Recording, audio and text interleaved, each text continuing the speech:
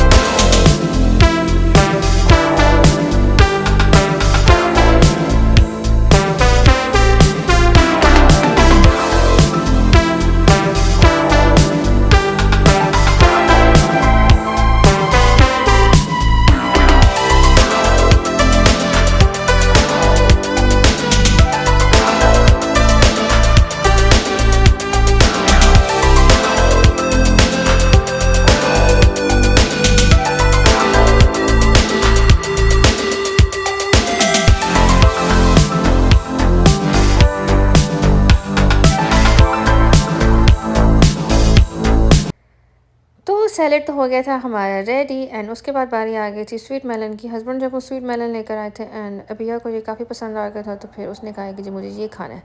जब मैं सैलेड बना रही थी वो मुझे तब से ही तंग कर रही थी, बट मैंने उसे कहा, मैंने कहा वेट करो एक दफ़ा मैं सैलेड जब वो कंप्लीट कर लूँ देन मैं आपको दे देती हूँ। तो यहाँ पर मैंने स्वीट मेलन जो है वो उसको काट के दिया और फिर फाइनली हमारा लंच जो है वो भी रेडी हो गया था। ये थी मेरी प्लेट जिसमें सिर्फ चिकन था और सैलेड थे। मैंने राइस नहीं खाए थे। हस्बैंड के लिए सैलेड और उनके लिए राइस। उनको मैंने 1 पीस चिकन का दिया बिकॉज वो कोई इतना खास चिकन शौक से खाते नहीं हैं, बट ट्रस्ट में उन्होंने ये जो 1 पीस मैंने दिया उन्होंने ये भी नहीं खाया। अच्छा उसके बाद हम आ गए थे आज बीच पे। उसकी रीज़न ये थी कि हम लोगों को यहाँ पे इंफॉर्मेशन लेनी थी। यहाँ पे इन लोगों ने न्यू बोट्स लाई हैं जिनका हमें कुछ आइडिया नहीं था। तो हस्बैंड कहते हैं कि चलो आज हम वहाँ चलते हैं, मौसम भी काफ़ी अच्छा है और हवा चल रही है।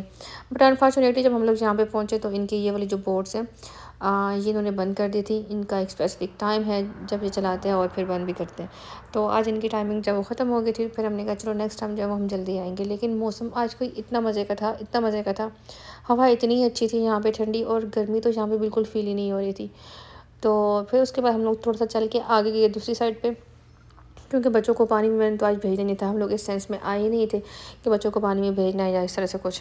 तो बस हम लोग फिर यहाँ पे आगे गए, हमने वॉक शॉक की और हवा यहाँ पे आप देख सकते हैं कि इतनी अच्छी थी, इतनी अच्छी थी कि लग ही नहीं रहा था कि ये मई का जो है वो मंथ चल रहा है।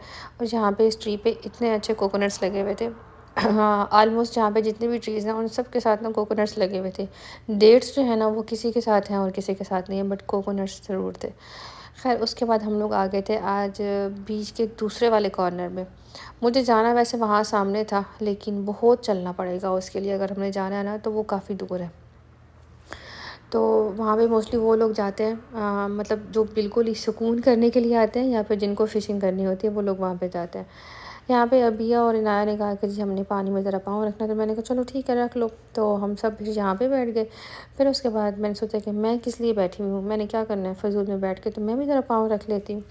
तो बस फिर हम लोगों ने यहाँ पे एंजॉय किया। उसके बाद हम लोग रात में जब घर वापस आए तो आज मैं आपको दिखाऊँगी कि जी हम लोगों ने अपना सोफ़ा जो है वो कैसे क्लीन किया। उसकी रीज़न ये है कि सोफ़े को अभी ऑलमोस्ट 5 मंथ ही हुए थे, बट मेरे बच्चों ने काफ़ी गंदा कर दिया था। लाइक हर जगह पे कुछ ना कुछ निशान थे। मैं क्लीनिंग तो करती रहती हूँ, बट फिर भी निशान जो है वो थे। तो हस्बैंड जब अपने ऑफ़िस से ये वाली मशीन लेकर आए हुए थे जिसके अंदर केमिकल भी था, और ये पानी को जो है ना बड़े अच्छे से खींच लेती थी। इसको इस तरह से अ, बैक साइड में जो मैंने फ़र्स्ट पे आपको ब्रेक दिखाई थी वो इसकी लगी हुई थी, उसको अगर आप प्रेस करते हैं तो इसका ये सर्फ निकल आता है, एंड देन बस आप इसको थोड़ा सा फ़ोर्स से लगाएं तो ये सारा पानी खींच के इस तरह से मशीन जो है वो अपने अंदर ले लेती है। तो ये काफ़ी अच्छी थी, काफ़ी हैंडी थी।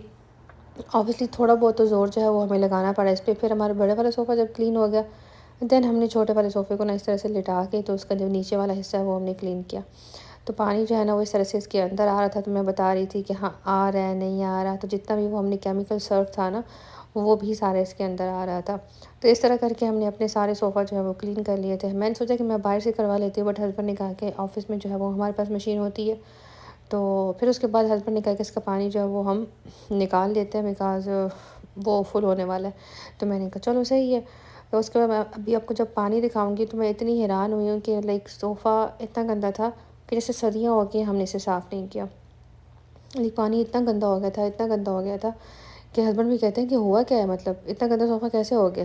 देखा पानी देखिए बिल्कुल काला स्याह पानी है ये, और ये सारा वही पानी है जो मतलब हाँ, मशीन के अंदर से ही आता रहा है, और उसकी केमिकल की सूरत में, और फिर उसको खींच के अंदर जो लेता रहा है।